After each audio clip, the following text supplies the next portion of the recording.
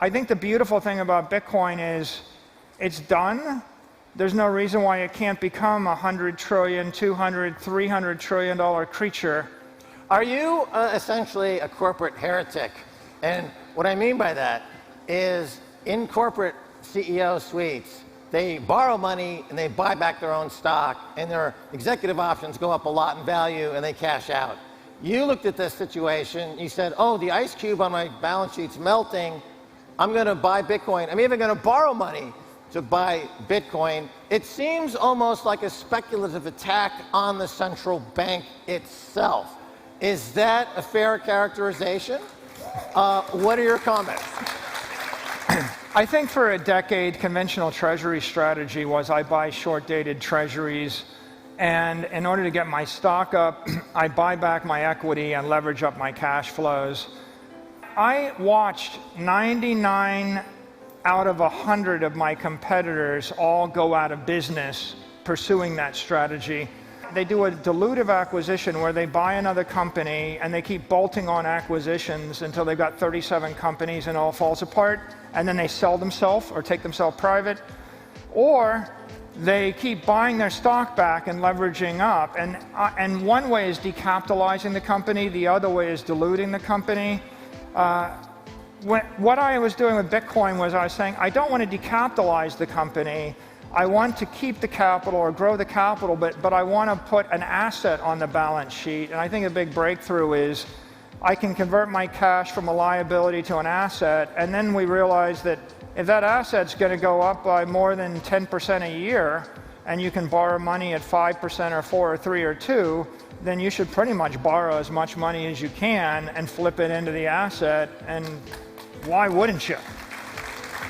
Right, but it does kind of call time on this ultra-low interest rate policies by the central banks that seem to be there only to benefit a few select at the top while disenfranchising the many.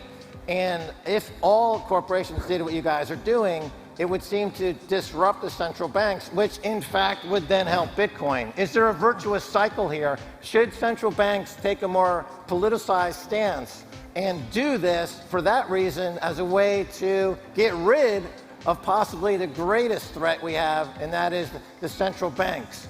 And I'm tacitly having you agree with this thought, quite unfairly, with this question. However, I think you see what I'm driving at. Is there a political angle to this at all? Are you allowed to say that? I think we can all go forward constructively together. And look, Ray Dalio says he'd rather own Bitcoin than a bond. There's $100 trillion in bonds. That was a big statement that he made just a week ago. Right. Corporate treasuries are holding bonds. As people rotate bonds and cash into Bitcoin, price discovery will return to bonds, and that means that you can buy an annuity for a fair price, and that's good for the world. It would be good to be able to buy a bond that had a good annuity stream. I think the price discovery will return to stocks, and you'll be able to buy a stock that pays a decent dividend that's less risky, and that will be good for the world. If we demonetize residential real estate, you'll be able to buy a house at half the price that's twice as good. That'll be good to the world. And so I think that the virtuous cycle is Bitcoin is demonetizing gold. Your jewelry will be twice as good, half as expensive. Is demonetizing real estate. Your house will be twice as big, half as expensive. Is demonetizing debt. You will be able to buy an annuity that yields 8% interest with no risk. Is demonetizing equity in ETFs. You'll be able to invest in a company and not pay 50 times revenue and take a risk. You'll be able to invest reasonably. And so Bitcoin fixes everything. And it fixes... And if you wish me to make a political statement, the political statement would be, it fixes governments because as it fixes everything else, governments act rationally. And right now, you can see governments acting rationally, right? In weak countries, their currency collapses to zero, and they have to adopt a new currency. Right now, they're adopting the dollar.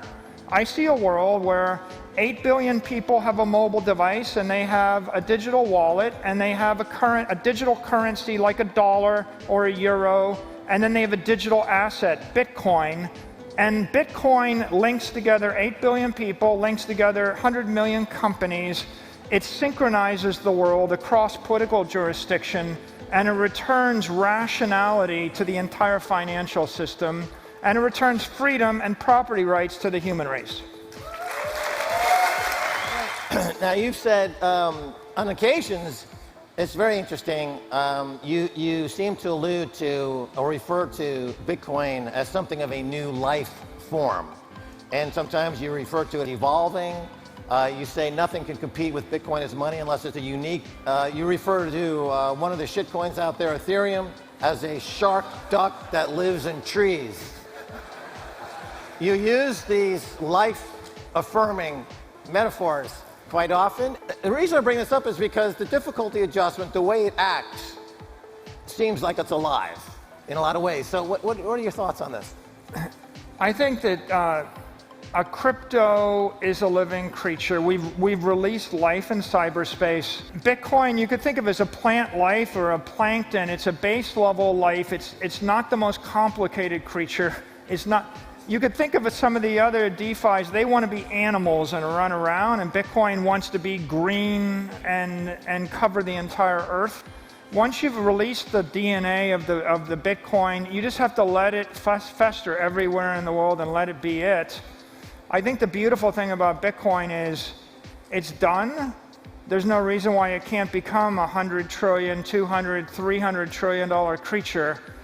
The fundamental difference, I think, with a crypto asset like Bitcoin versus what other people are trying to do in this space is the whole idea of a crypto asset is I put my monetary energy, my life force into it, and then I let it live for the next 1,000 years.